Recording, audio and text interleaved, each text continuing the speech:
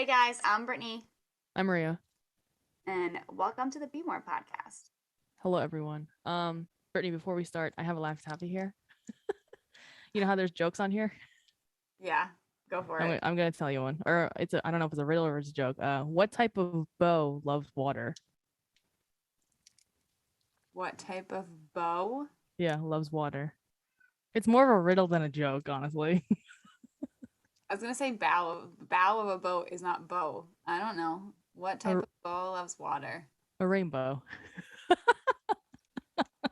Cute, cute. Figured we start up there. I know what's funny is that Maria gets on my ass about doing stuff that's cheesy. She pulls out a fucking rainbow riddle. I didn't like the other one. Abby. I was like, oh, this is. I mean, that one was more dumb, but whatever. I'm gonna eat this Laffy Taffy now. Honestly, whatever works. It's fine.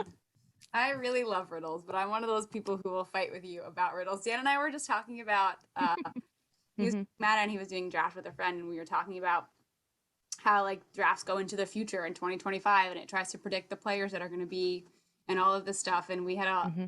we like full on like I don't like this, and this doesn't make sense, and that's not a good representation of data. And he was like, he got to the point where he was like, okay. And he just like stood up, he was like, yeah, he was like, I know what kind of state you're currently in, and there's no way that you're gonna be happy, and I'm gonna be. He's like, can I just like play my video, Yeah, please? just let him play the damn video game. It had nothing to do with logic. Anyway, Hmm. Anywho, um, I think today we're gonna be talking about. We alluded to this last week that I had to watch Don't Look Up this week, and I did. The Netflix movie. and they are now very good timing on like being recognized for potential awards too. Really? Yeah, I don't remember which ones, but I know I heard something about them getting nominations. Oh, that's good. Also, a side note, like we're not, or I'm not. Actually, I didn't even talk to you about this beforehand, but we're not. I guess ignoring the whole Russia Ukraine thing. I just feel like, I you feel know, like part of what we're gonna talk about is gonna end up leading into this anyway, because I feel like our entire world is still pulling a "Don't Look Up" right now. Like yeah, that's like kind of I how feel I'm like feeling. it's also timely in this sense too. I'm like, Yeah. so Yep. as this conversation unfolds, I'm sure we'll Because briefly talk I about all definitely that. am starting to feel all like the anxieties that in parallel to the characters in the movie when they start to know. It's one of those things when you're aware of what's going on and you know the level of potential threat and concern. It's it's a weird. Hmm. We can talk about this more, but it relates to the in the beginning. If you guys have not watched the Don't Look Up movie, do not Also, listen to the rest of this episode. yeah, Just to be um, clear. maybe skip this week's episode if you don't Spoiler want alert. spoilers. Yeah, there's spoilers Um, everywhere. but if you don't care about watching the movie and you would like our perspectives of it, or if you've seen the movie and you'd like to collaborate in this conversation of thought about it, um, in the beginning of the movie when Jennifer Lawrence's character, I very much relate to all of her experiences with it. But especially right now with what's going on with like the potential onset of the next world war, which I think we can say very like just blatantly is the potential situation that we could be walking into. Um, I was driving around this morning, and this came like all of these things started happening like Thursday, Friday, where we were really starting to get mass media on everything. And this morning, I've been trying to stay very steady in trying to stay updated on what's going on, but also trying to detach myself from it a little bit because it's very scary. And this morning, I was like driving, as I was driving back home, I like you have a moment of thought that's like, look at all these cars and these people that are just like going on with their life, and like these poor people in Ukraine can't like it really Yeah.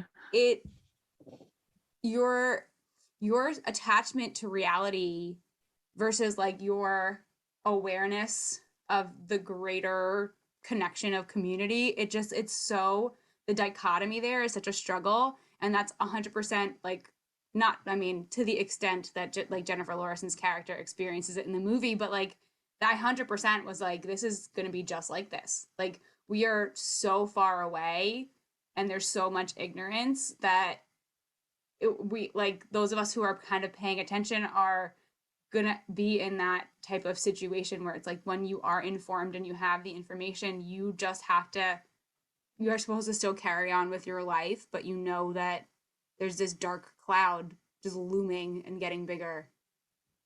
Mm-hmm. Right. And like, um, which is what's happening, right? Which is what you just said. If we want to go into the specific plot so that people know that don't care to like watch, don't look up. So basically, Jennifer Lawrence's character is a PhD student at some college for like I don't know for now like For space astronomy. for space.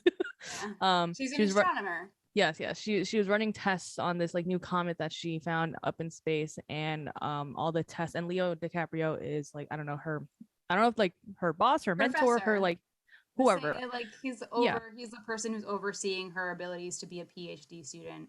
right. I don't know any 80 second terms. Anyways, It's like so I can't think of the freaking word, but he's a professor.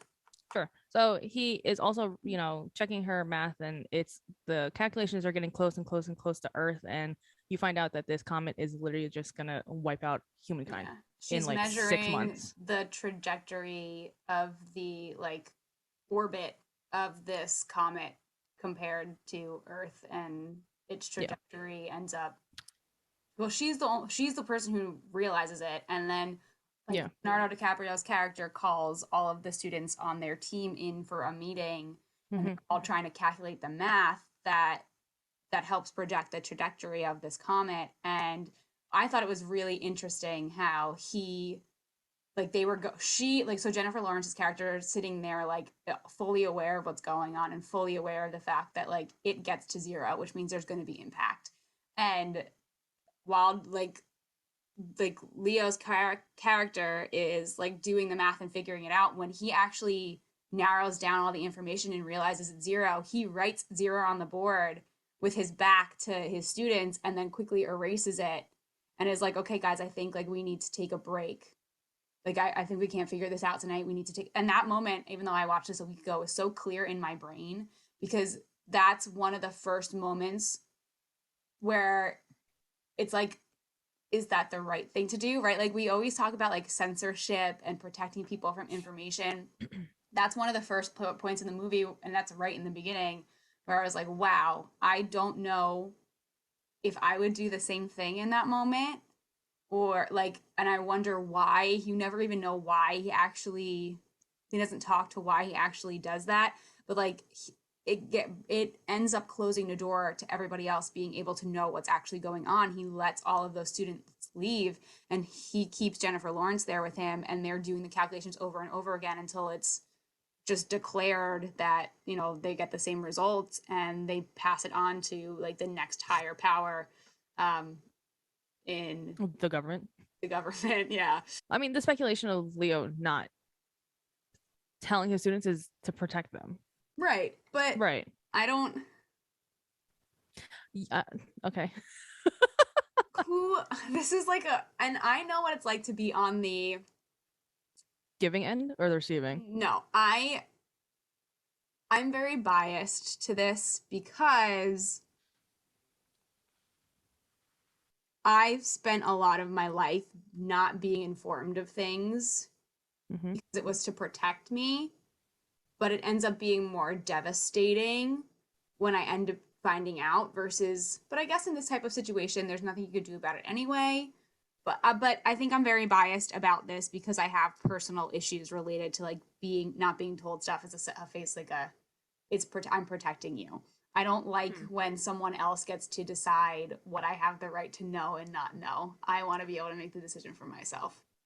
That's So fair. I'm very biased around this, but I understand what you're getting at because it also would have been a way bigger hot mess if more people Yeah, were from the beginning. exactly. So like for in this instance, like they went to the president of the United States, which is played by Meryl Streep, which I That killed me. didn't, That which I was not killed me. expecting her No, in I this. was not ready for it at all. I didn't even know she was in this movie. So Really funny. and it's really funny because like the way that they portray Meryl Streep is like she couldn't care less about this right But now. it Like in the very so beginning. strongly. Do you see the connection to like the conversation we had about celebrity last week? Yeah, Like yeah, she's like a celebrity. She's not a politician. She's right. 100% just there for a crowd and for the polls and not there. Yeah, So like, she basically, so Leo DiCaprio and Jennifer Lawrence go to DC and they wait for like 10 hours or something in the White House and never get to meet Meryl Streep that day because she had to deal with the press about her like Supreme Court nominee, whatever. who ended Who up and becoming like a porn star who was a porn star or something. yeah, it was obviously very just, satirical and what have you. But so when Meryl Streep finally gets to see them, I guess, I don't know, I can't remember the details, but the next day maybe, she's like, so like what does this like Laissez faire. She did not she's care. like, so where are you guys from, like are you NASA, like she also was demeaning them because they weren't like, you know NASA, like they were just like from a Right. couple Well, no, but they colleges. had the man who led like whatever that I didn't realize that. I also didn't look into this, but the man who was there to represent like the global, I don't remember what the organization was called, but Yeah. he was the head of the organization that apparently exists in real life, Hmm. the like the US and the world having any type of relationship with like anything outside Earth. Yeah. And Yeah. she wouldn't even listen to him. Right. So And that basically was was like, funny. we're gonna sit here while NASA does their calculations and assess. And Jennifer Lawrence bugs the fuck out. I mean, she bugs the fuck out for the entire 2 hours and 30 minutes of this movie. Correct. But Rightly she's like, so. you're gonna literally sit here while we have 6 months to live. This is where, right there, was where my anxiety started. Like watching them be disregarded. It was annoying, yeah. I I get that. it but again, I have a lot of personal stuff with this. Like especially being like a female when you're working, because especially that field is very much overrun by men. Mhm. Um and there's a lot of stuff about her femaleness that comes to play as Mhm. a hindrance in the conversation. But yeah, I felt all of that, and the interesting relationship that her and Leonardo's character have, and his like anxiety, like every Yeah, he was character riddled with has like so every much. potential like mental illness, I feel Right, like. yeah, it's just there's so much. And it's funny because it's the his character to me, if we look at both of their like character bios essentially, she is like very young, very like I would say like a liberal in a sense, very Yeah, just for the people right, and situation. doesn't give an F and says what she has to say, and like a very much a woman, I would say, like of like our generation. Hmm. Um and very forthcoming, and like she's very intelligent, but she also smokes a lot of weed because she deals with a lot of stress, and very blunt and very a Jennifer Lawrence character. And then Leonardo DiCaprio's character is this very high strung, intelligent white man, right? Who's dealing with all of this anxiety, who has a family, and then he goes through this whole thing with like What's her face again? power and Yeah. again celebrity, and I just thought it was so interesting, specifically his character, right? When he was a working class man, right? He Hmm. when he had a family to deal with, he had a job to deal with, he had responsibilities. He his wife, when that part where like she finds him with Yeah. Blanchett's character, Yeah. like Oh yeah, she's Kate throwing Blanchett. I all was trying to yeah, figure out what her name is, but she's throwing all of these basically, medications at him and his yeah. So Leo like all cheats the on his issues he wife has. after Yeah, he gets super famous, is what Brittany's trying to allude for to. being because Jennifer Lawrence, they go on to have so oh my god, I'm going out of storyline here, but after they tell the president and nothing is done about it, they go to a major newspaper, and the major newspaper decides that they want to leak the story to the public so the public can decide what they want to do with the information. And when they go on television, this is when all of the ridiculousness starts. Kate Blanchett's character is like the News anchor person. I was gonna say anchor, but that didn't sound right in my brain. She's like an It's anchor on yeah. the show, and when they start talking about what's going on, they completely spin it and like kind of like string like around it and don't want to hear anything about it. Lots of again political Yeah. response, and Jennifer Lawrence loses her shit, rightly so. because they're completely ignoring the reality, and they're all worried about Leonardo DiCaprio being the one who's going to lose his mind because he was losing his mind in the meetings prior, with his nerves and anxiety. And for some reason, all of a sudden, he's very calm and collected. And there's an interesting thing there in the way that you deliver information, right? Like what people are really willing to listen to. But he ends up getting strung up in this whole world of like bullshit. Yep. And Of just this power. him a really like he's we all know what Leonardo DiCaprio looks like. Even if you make him, the nerdiest looking man on the face of the earth and make him really, whatever, he's still a beautiful man. So the whole spin on the entire them showing up on this show is that Leonardo DiCaprio is like this hot professor. And then it makes him really famous. And he goes on to continue talking about what's happening, but it's totally spun in a different way. And he becomes really like just big-headed and egotistical. And it's so interesting how when he gets pulled into that life of not having to give a fart about anything and completely separates himself from all of the things that would stress somebody out and like lives in a fantastical world, he no longer has these issues of anxiety, and he no longer has, because he's not living in the real world anymore. I thought that was crazy. I thought that was so his whole mental health story that's happening underneath, like within between the lines of the context of the movie, I thought was so interesting. It's just, and also that's also like, I just thought of it in a way of like gender, like that whole thing. Like the woman carries the load of the responsibility and has to. Not even that, just like she was bugging out and everyone's like, oh, she's so emotional, like she's crazy, like that, whatever. And then I mean, when the movie goes on, Leo also gets very emotional. He like gets sick and tired of being in power and like famous, so he also gets emotional but doesn't get that backlash. It's like that also happens where I'm like, this is annoying. Like it's obviously everything in between was like comedic, like there are some comedy stuff, but like the overall arching, it's a comedy movie, but the overall arching gist of it is like, and we didn't even talk about the rich guy. Like we're not even there yet. Oh my god. The rich guy with the phone. It's so hard for us to, if you're already like lost in our plot description, it's so hard. It's very intricate, honestly, of this movie, because there's so many things going. Well, yeah, we'll go into the rich guy later, but I feel like just focusing on Jennifer Lawrence and Leo's character development throughout the movie, it's like she still is true to herself, no matter like if she's like on like wanted posters or whatever she was, or like was subject to like moving to the Midwest because she couldn't be part of anything anymore. And her parents rejected her. Oh my god, her parents, like that one scene when she tried going home and her parents were like, and we're jumping down plot, but her parents would not let her inside. They're like, no politics. We're not talking about politics here. Would not even open the door. And they're like, we're here for the jobs or something. And I was like, this is ridiculous. This is absolutely ridiculous. So like, the biggest part of the plot that you need to know is that these two intelligent academic people discover something catastrophic, and when going to give it to higher power that can do something about it, are completely ignored and rejected.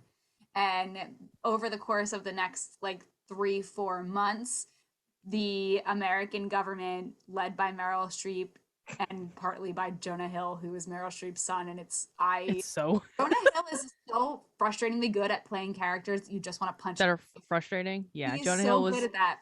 Jonah Hill was Meryl Streep's son and chief of staff, is what his role was. To give more context on that, and he does a total asshat. And so over the next 5 months, it's all about like covering up that this isn't happening, and that was the whole point of the movie's name, is that they try to encourage people. They're telling people like, hey, you need to look up, this is coming, versus the government slogan that becomes, no, look down, like don't look up, you don't need to look down, which is the craziest. Like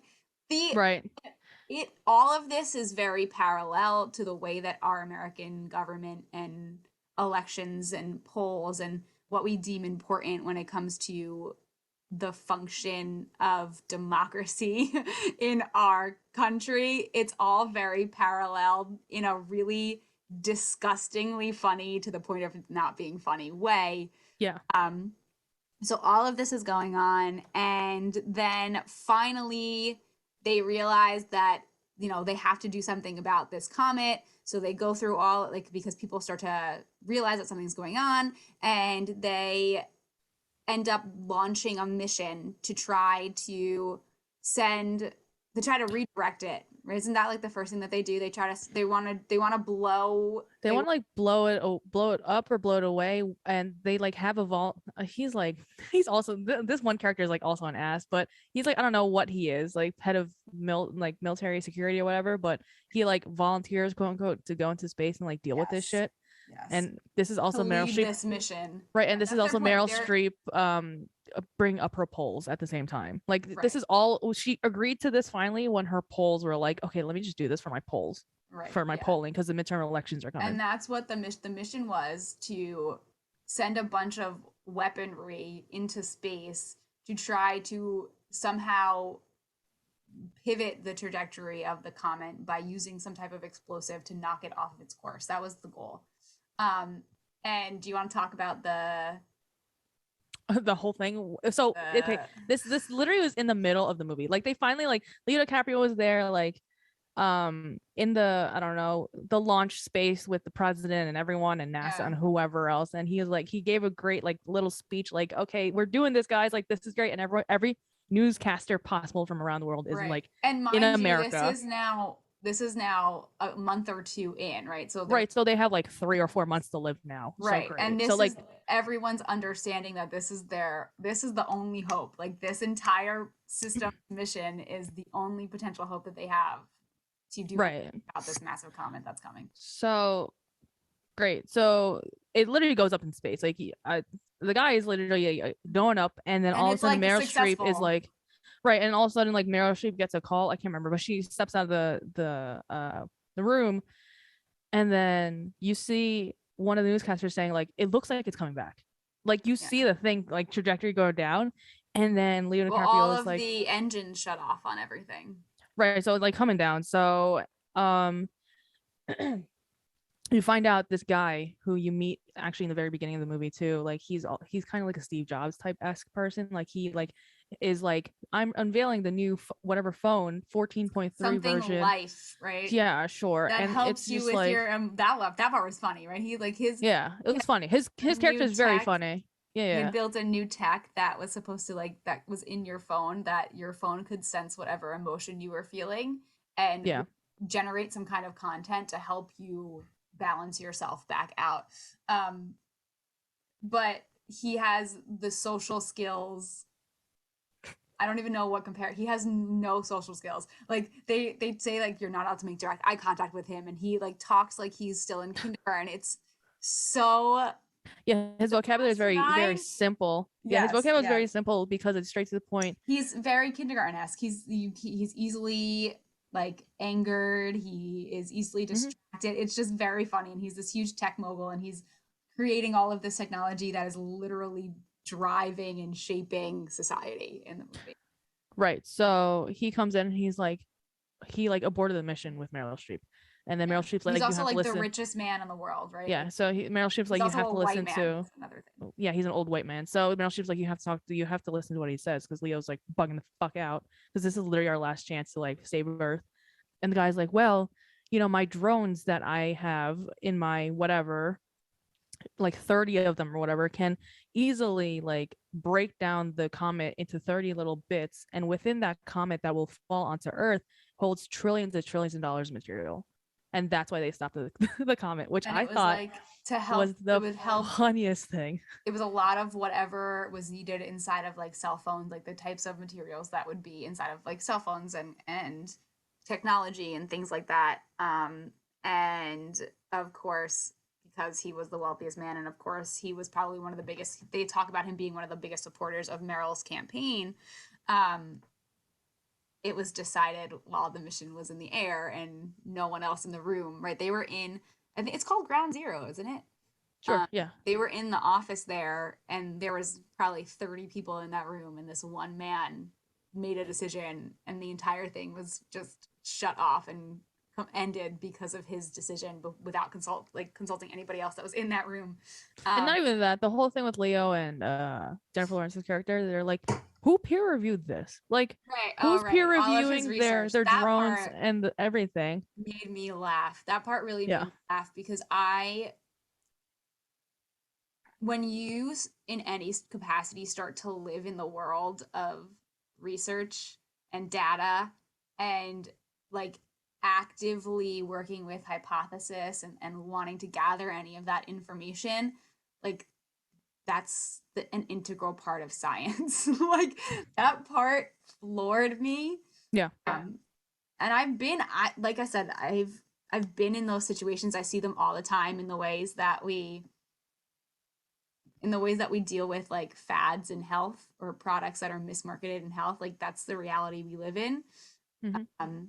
So that part was actually funny, but for a really sad reason, because I was like, this is so true. Like this is not surprising. The whole thing was funny. I was laughing for power. 2.5 hours. I was laughing I was for not. 2.5 I was hours. super anxious the entire time. I mean, I get it. Yeah, I mean, like, I get it, but also like Ariana Grande is also in this movie, which oh my god, that part was funny too. Honestly, that part like was super relevant to the conversation we had on our last episode, where I was like, "This is annoying the shit out of me." Like that was how I felt, except for the part where she told him to shut the fuck up. That part was so funny. Oh man. But I mean, to go back to the abort mission situation, like that's just capitalism taking over the world, is Right. what that Yeah. allegory metaphor is. I feel And like that created this huge debacle, honestly, and like shift in what was going on in society, right? because the whole idea of like Leo's whole point, which I obviously agree with him, is like you're gonna literally potentially, you're not even sure that you're gonna do this, and you're gonna do this in hopes of trillions and trillions of dollars, but we're gonna be dead is the other side. right. So That part was life like or money, literally. right. So Yeah. capitalism Yeah. says the And then latter. that goes to the very end of the movie. Did you watch that little bit like I told you at the end? At the end, yeah, where Jonah Hill. So which was like no, wait. Oh, you didn't see the very end because I stayed till the very end. Oh no, I didn't. We'll talk about that. Okay. But Yes, I did see the end of that. Yeah. So like that ends up right like correcting itself, right? Which is like the wonderful part of it. But so yeah, so after that, like there are people who are very clearly, and if you notice mm-hmm. the parallels between the types of people who like they very clearly, I'm just going to say this because it's the truth and you know where our stance is if you haven't listened to any of our previous conversations regarding politics. They very much aligned people who were Trump supporters with the people who supported the Don't Look Up movement, yeah. Right? Like they it was, there were moments where I was like, oh, we're back at the last election. Like, let's go.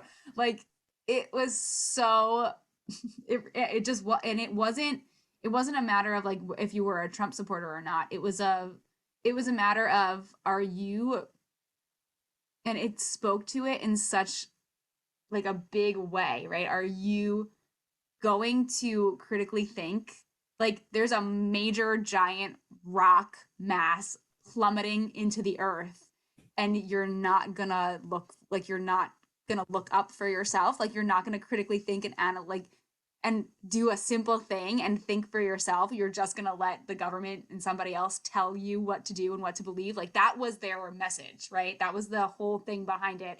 It just very disturbingly aligned with the reality of what our politics are like in our country right now, and relevant to what we're talking about with the entire situation with Russia and Ukraine right now as well. So that happens, and all of these polls and things are going on, and they're trying to get people not to look up, and then there are people who are noticing, and the internet blows up, and there's just memes everywhere.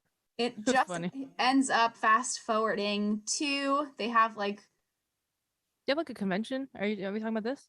Oh, that's like towards the end. So the goal is this rich white man, it has these drones set up to launch into space, and there's such a division amongst the world now of the people who are going to look up and the people who are not going to look up. So we have all these rallies, and then Ariana Grande sings at her outfit and that thing just made me pee my pants. That's so funny. There's like a concert, right? The things that people do, and it's again very relevant to what's going on in our world right now.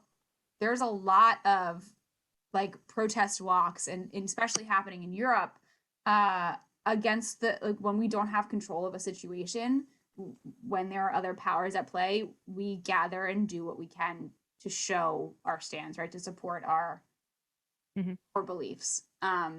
Which is really sad that when we live in a democracy, that's the only thing we can really still do, even though we're What do you mean? supposed Like, oh, to have well, power. it depends on. I mean, I was also watching Get Curious, Jonathan Van Ness's new Ooh, I haven't watched that yet. Netflix. I'm very intrigued. There's an episode with, oh my God, I forget, one of the congresswomen. She's like in the same ranks and is friends with AOC and like, that Ilhan, I can't remember any of their names. That whole group. Mm. And like that whole group is very like JVN basically went to the Capitol or the I don't know what building in DC, but she's like, this is your house, like this is yours, like and like for it's sad that like representatives hearing that is very rare because it is our house, like it is our DC, but Yeah. the way that even just with this with like Don't Look Up, like it's the government, like or Right. it's whoever wants it to be their Whoever, house, yeah, whoever happens like to be pulling the strings at that moment. And like we said in our last episode with remember I kept telling you it paralleled in so many ways.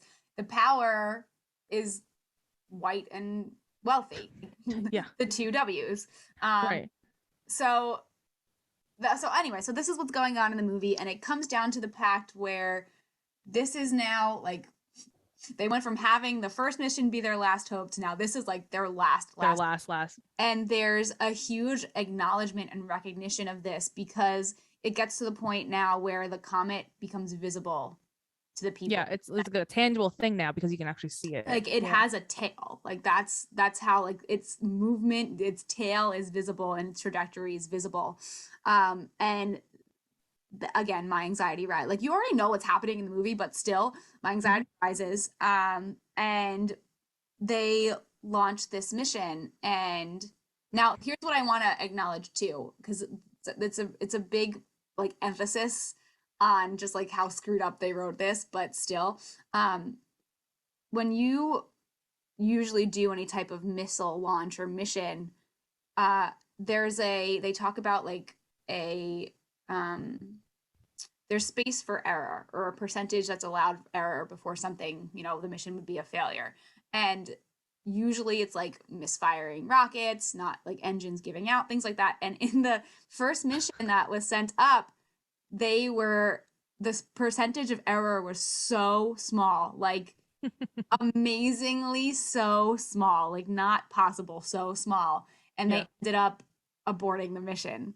So like you don't even know what could have like it could have been, right? Like that's the whole point of how they wrote it, right? It could have actually been successful, something could have happened. So when they did the second mission, within everything launches within the first launch, like they're already starting to exceed their margin of error that they made space for. Yeah, like 6 drones out of the 30 like already went out. Don't And even, like, he was yeah. like, yeah, And yeah, then, this was part of margin of error. I was like, and okay. no one in the room is sweating, even like the engineers and the people that are working the technology, no one's sweating. And the director, the man who's like overseeing the entire project, is like not saying anything. And then you're watching the drones like it's what's so funny to me. You're watching the drones land, right? And you're just seeing things go wrong. Like you're Mm-hmm. seeing rocks and like other shit in space just start knocking into them. You're seeing them explode because of like sensitivity. And the thing that makes me laugh so much about all of this, and of course it was from this character, is that this man thought that he was going to be able to drive what was going to happen in outer space. Like the concept of that to me is just humorous, right? Like how are you not accounting for the fact that like you're going to blow up part of the comet and shit's going to be flying everywhere? Like how are you not how are you predicting any of that, right? And that honestly Mm-hmm. all of the scientific things in this movie, the like bastardized science, honestly really was what made me laugh. But you're sitting there watching him just like this very awkward social man, and Meryl Streep is sitting next to him. And like out of these 30 drones, where he was like, oh, don't worry, like we can get down to, I like don't think it's 24 or something. 24, yeah, Yeah. 24 being able to do it and this mission successfully, and then all of a sudden you see the screen and like it's like drone gone, drone gone, drone gone, drone gone, and he stands, and everybody in the office who's in there controlling this whole situation, even the guy who's leading the mission, is all starting to get nervous and like Hmm. looking to him for answers, and he literally gets up and goes, "Excuse me, I need to use the bathroom," Yeah. and just dips. And And everyone is like, screw this, I gotta go home to my husband. yeah, well, yeah, like everybody starts to realize that, oh my God, this is not gonna work. And Meryl Streep, that part made me laugh. Meryl Streep ends up being like, you know what, I'm going to also use the restroom, and just completely leaves her son there, which Yeah. was super funny. Yeah. Um, so yeah, so this mission doesn't work out, to no one's surprise. And during this whole time, Jennifer Lawrence's character and Leonardo DiCaprio's character had had a massive falling out because he stayed in the world of bullshit and she didn't, and she Hmm. refused to, and she was also super like banned from anything related to it. And when they start to see the comet literally falling from the sky, is when they reconnect and realize, like, you This know, is more than this. Like, right, let's just reconcile. And this Leo DiCaprio situation, goes back to his family and yeah, reconciles. and the it was I the emotions, I had such a weird mix of emotions at the end of the movie, because with this reconciliation, um they all come together and are having a meal, literally, like, as the world is ending and as the comet Mhm. is coming down. And I thought that what they did really brilliantly was how they kept it a worldly matter, because they kept bringing in like animals. Did you see all, Mhm. like, they kept shooting like randomly throughout transitions in the movie? They would bring in other forms of nature and other forms of life as a really power for me. It was a really powerful reminder that, like, well, it's not just us, right? And the beautiful thing that I loved was that as all of the drama and humanity built up, all of those shots of the animals, like, they had no idea, like that blissful ignorance, Mhm. Yeah, right? yeah, yeah. I Yeah. thought that was, and there were moments where I was like, well, I would rather be them in that situation, right? Like, I would rather not know it or not have the capability of knowing what was going on. But that's pretty much how the movie ends. And Meryl Streep and this rich man, and of course all of the other wealthy, mostly white people that are on Earth, get sent out in a ship, and like cryogenically frozen. And It uh, lands in some planet. it ends up landing on some rando planet 20,000 years later. And when they get off, there's like all these, like, it's a beautiful place and there's all these animals around. And Meryl Streep's character, like, really ignorantly walks up to one of the creatures and is like, "Oh, you're so beautiful," and is immediately killed. And then all the animals just start attacking all the people that are left. So Yeah. that just really brought it full circle for me. I thought that was the best part of the whole movie, because I was like, good. Did But you see the very, very end? Because there I was did not another scene. see the very, Do- very, and I tried to like fast forward to see if there's anything else, but I totally missed it. Yeah, it's 5 seconds long. I mean, at the very end. Do you want me to spoil it for you? Yeah, I'm not gonna go back and watch it. Yeah, so basically it pans then down to Earth after the destruction, and Jonah Hill is Mm. alive. And just by himself. Yeah, he like comes out of the rubble like in the White House wherever he is, and he is like, and he like takes out his phone. He's like, "Last man on Earth," like a selfie, like video, trying to like connect to the internet. And I'm like, oh my God. What the heck? So potentially, people survived. I think that's the moral of Like the the very goal. end. Yeah, Yeah, but what? Who cares if it's people like him? Like, exactly, exactly. and that's another thing too, right? Even it, the entire satirical perspective of the human experience and like humans as a species was, I mean, there are probably people who were highly offended by it or didn't get it, but like, if you understand how much we are capable of, as possible as it is for us to do good, we are oftentimes more on the harmful side and ignorantly on the harmful side. And it is like, it is, there are people on other planets that are watching us and think we're the funniest shit on TV. On Like, TV. just, Yeah. it just is. Um, but I also thought that it was really funny how, well, honestly, I thought it was I just they just sewed so many good things into it, but I was so impressed by and very shaken by the graphics that they did for the entire like comet. And you in the movie they Oh. watch like what happens to the earth. You see everything that happens. Oh, the like impact on Earth, like that whole Yeah, situation. that Yeah. I And that like tsunamis are like my biggest fear. Like really the ocean just in general, right? Like I don't like yeah. we've had this conversation on the Yeah, podcast I and don't like like the ocean either, tsunamis, so I get it. but like, tens of hundreds of feet of waves feels like something that just take me out before it even hits me. That Like and that's the thing. And there were some people in the movie that were like choosing to do that. yeah. Um, I probably Case in point, the Jennifer Lawrence's parents. So going back to Jennifer Lawrence's parents, not bringing her back into the house, their whole thing was like, and this is very like, this is very like, it's two-party system. Like you can tell who's who. So Jennifer Lawrence is trying to go back home. Her parents are like, no politics here. Like we are for the people getting jobs because of this like comet. And I'm like, if no one understands this right now, like y'all are dumb. Like it's blatantly black and white right here.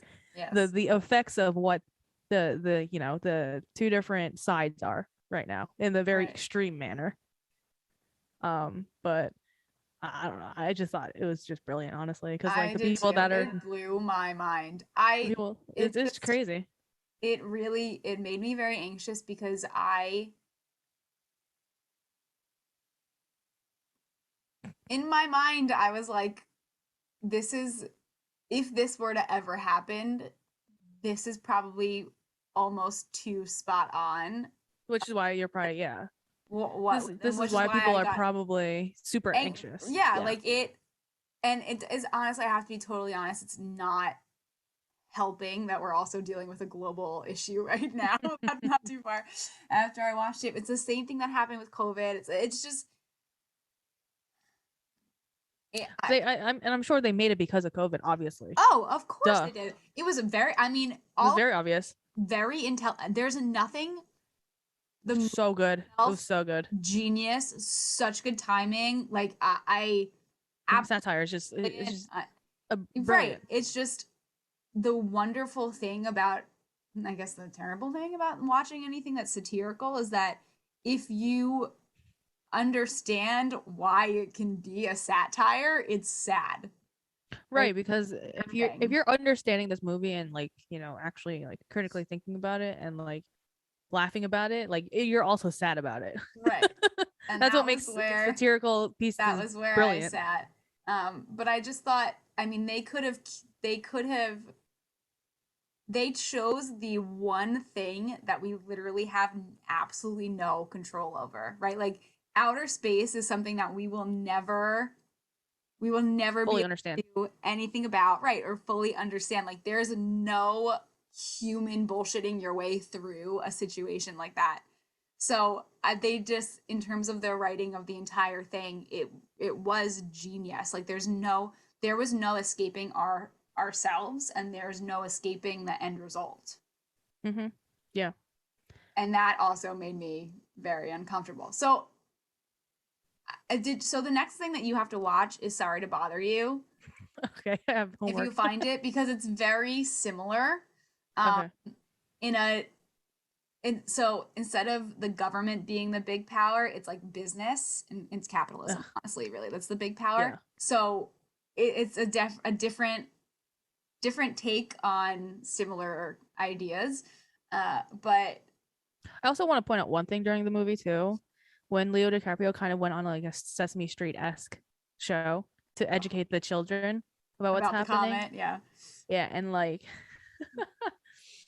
I just like the one thing that I like thought about when that was happening, because again, he goes on this show like maybe two or three times. The first couple of times he's like with the government, that's when he was like in power, or like a celebrity. And then the last time he goes, he's like pro science, pro whatever. The first couple of times we're like, it'll be fine, like things are happening, but the government's got it, whatever. And then the last time he's like, we're all gonna die. Like teaching these kids like, if you don't like, if you don't actually critically think about it, like we're literally gonna die, and like it is what it is, and like it's literally for a Sesame Street show. yeah, that And was really all I can think of was like during the Black Lives Matter movement. I feel like it was a take on that, where like Mm. racism was finally being shown and taught at like that, like with Elmo and like Big Bird and like, all these like, random like puppets, if you will. But obviously in this case, like a very like like blown up, you know, Yeah. Oh yeah. satirical version. So For I sure. just thought that that was funny. I was like, this is ridiculous. Oh, it's I That like parents. Oh, here's also my other like the parents were like, what do I tell my kids? right.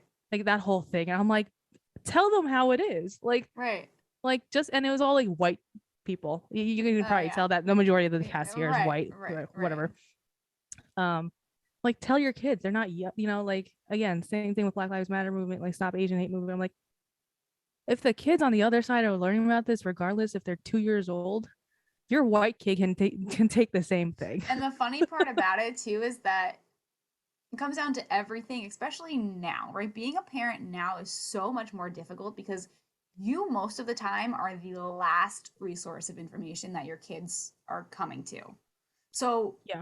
you have to be very proactive in having that not be the case.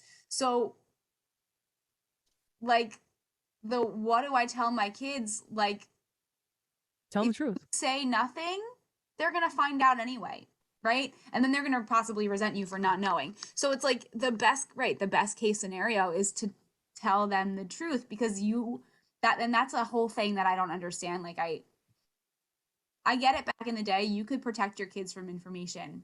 You can't protect your kids from anything anymore. You can't. It's not possible. And that's got to be a burden that's just unbearable. But they are going to learn and they are going to find out. And if you help with the buffering of that experience, then at least they'll feel safe, at least they'll feel comfortable.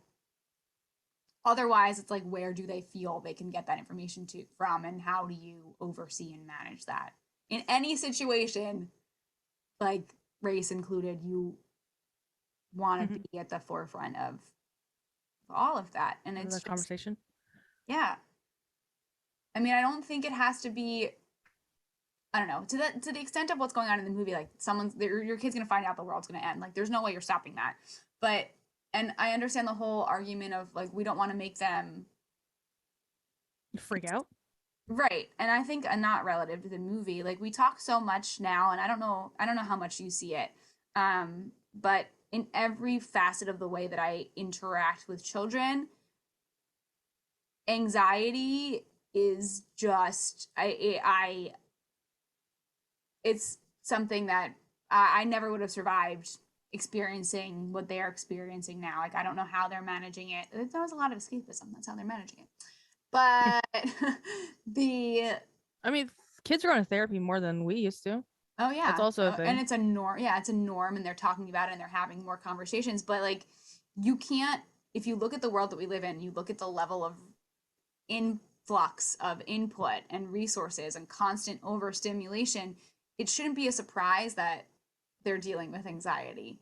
Like it's Yeah. Mm-hmm. and it shouldn't be like a I don't know, like why not change if you know what the result is and you know the effect that's causing it, like why not whatever. Anyway, Change which part though?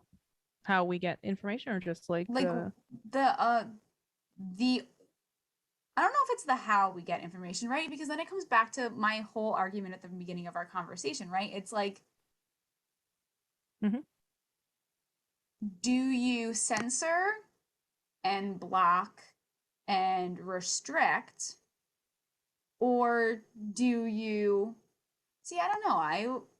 The topics of things that I think would emotionally scar an underdeveloped brain, I think that people have the right to be able to censor, right? Like parents not letting their kids watch SpongeBob. Like I can understand, right, those types of restrictions if you're trying to protect your child from trauma, right? Like unnecessary trauma. But like the traumas of the realities of our world, like racism and history and things that are you if they're not educated about it, if there's not some level of, trauma to it, then nothing's going to change. So I don't and it's hard and that sucks. Like I'm thinking about this, like being the future generations, you are so aware of all the shit that's gone wrong and all the shit that is bad and there's so much pressure on you to make it better. Like, no wonder why they're walking around Depends on the kid. with anxiety. Well, it also depends on kid, right? Some kids couldn't give a fuck. Other kids are like, this is stressful. The world is stressful. You know, like, so it's And the I same don't thing. know I don't know what the not giving a fuck part is like. So I mean, what you're saying. I understand. You're right. yeah, That it yeah. totally is the reality. I am very much looking at it, and that would not be my take on it, but I do also very much know kids that Mhm. are that. Yeah. So Mm-hmm. here's my question for you. If you knew that the world was going to end and there was a comet coming and it was going to hit the earth, what would you do? And like in that 6 month period, Yeah. still live however I was living, honestly. I don't think I would do anything Really? extraordinary. Yeah. That's interesting. Hmm. I know. And like, because like at that point, I'm like, yeah, I'll spend more money because like, what am I going to, like spend my savings, do whatever. But I feel like I wouldn't like travel the world or like, like do whatever. I think I would just spend as much time with whoever is immediately around me or whoever I consistently say. Respect. Yeah. Because of course, like, and of course, everyone's like, you should, if this ever ended up, knock on wood, obviously, duh. But some people would be like, fuck this shit. I'm quitting my job. I'm spending all my savings. Like, I'm going to go to XYZ. I'm going to go, to the 5 countries I've always wanted to go to. But, eh, you know? Okay. Eh, Eh, I get eh. it. You, what would you do? Would you do complete opposite? I wouldn't do the complete opposite, but I think to a certain extent, I'd be okay with keeping my life consistent in what I'm Mhm. doing. But I would definitely get to a point where, Of course, the madness ensues in your brain every well, so not often. even that. I would completely disassociate. Oh well, yeah.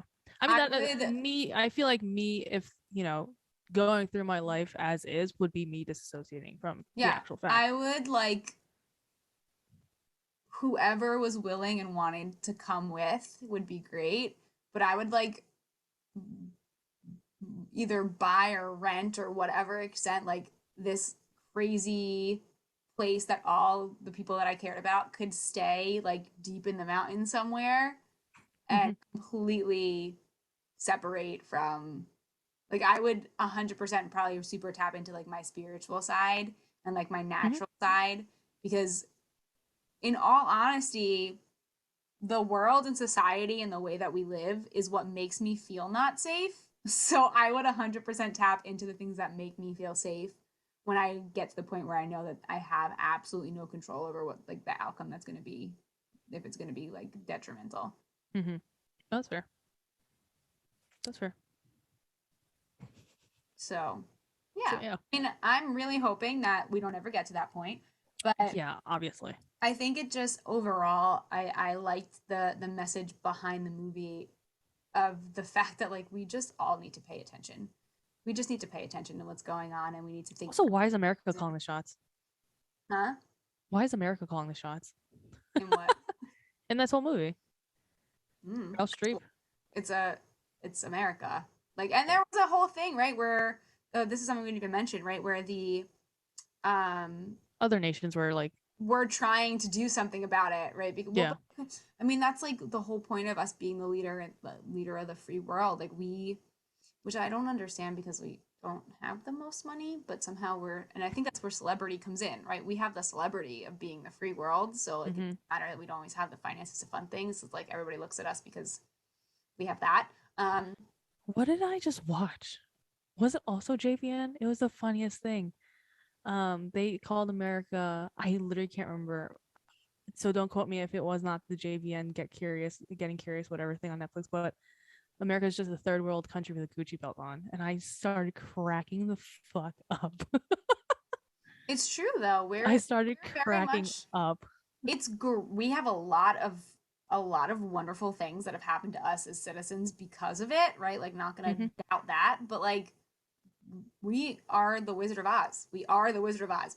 Like that is our country. Our country is the wizard behind the Mm-hmm. curtain with the all the special effects. Like that is the reality of it. So That's hysterical. That's so funny because I'm just like literally picturing like a giant Gucci belt across the U.S. Across the nation. But I don't know why the U.S. had. I mean, even with I mean, that's part of the story too. I the feel like. relevant situations that are happening in the world right now, the U.S. has a lot of like I don't. The U.S. has a lot to say, and apparently what's going on. So I don't know. I'm not too educated enough on this, I'm unfortunately. I'm not either, but still, like I'm aware of there's a lot of that going on, and I Hmm. I don't know. I don't know what the answer is. Uh, I just Hmm. my hope is that people will see it and be able to laugh at the things that are funny, but also be able to say like, oh, like if something like this were to happen right now, this is the world. Like this would be the result. Like this would be what would probably happen. Um, Hmm. and be able to open their eyes just a little bit, like to a wider view as a result. Yep. Yeah. I. That That's that. and it's Honestly. gonna be super funny. It's gonna be funnier to go back and watch it way more in the future, like when we're a little bit older. It'll be, I think, a It's a little good comedy movie. funny. Then Yeah, I it's a think good it's like comedy too movie. close. It's like going a Right little now. Yeah, it's too off close right right now. now. It'll be funnier in the future. Hmm. I feel like if you're not American, it'd be funny right now. True. So true. Oh yeah. Yeah. Because I Yeah. feel like it totally portrays us the way that everybody else say, like it really does. I mean, I get it. I Hmm. get it. I understand. It is not the nicest picture of our country. That's for sure. And it's an American film, so you guys can just critically think on that. So. It's also very crazy when you think about it too, right? Like that the type of picture that is painted of it being an American movie, this type of movie might not ever be able to exist in any other country, Mm. right? Because of Yeah. the way, like it would be like there's a level of like anti-government, right? Like there's levels of like not good, like not positive pictures that are being painted. So in other countries, if like anybody else ever wanted to do something to this extent, like it's Hmm. it brings up one of the good things that we have in America is we, especially as citizens, like we're able to have conversations that we have that are critically analyzing our government. We're able to laugh at ourselves. Like not a lot of other countries are allowed to make those calls about their government. They're not allowed to do Yeah. that. Yeah. Um, Yeah. Just another freedom we have. mhm. Man, oh man. Well, I'm happy you watched it. I'm very impressed. That didn't take you that long to get on. No, I mean, it was on my watch list, so I was like, all right, well, let me just watch Cool. it. And I was done working early one night, so I was like, all right, There you go. just sit here, play video games, then watch this. Amazing. If you are listening to this episode and you have seen the movie and you have thoughts, we would super love to hear them. You can check us out on Instagram. I never remember what our handle is. Be more underscore podcast. Cool. Or send us an email, let us know your thoughts, and we'd be happy to share them Mm-hmm. on our next episode. Sorry, there's a weird hiccup in there. Anyway, so don't be Mm-hmm. afraid to look up because you deserve to live your best life in the 6 months that you have. Oh my god. That would be if our podcast existed in that Yeah. movie, that Yeah. would be the way I ended our last episode. That would be right there. Good lord. Okay, well, is that it? Is that your closing remarks? All right. Okay, bye.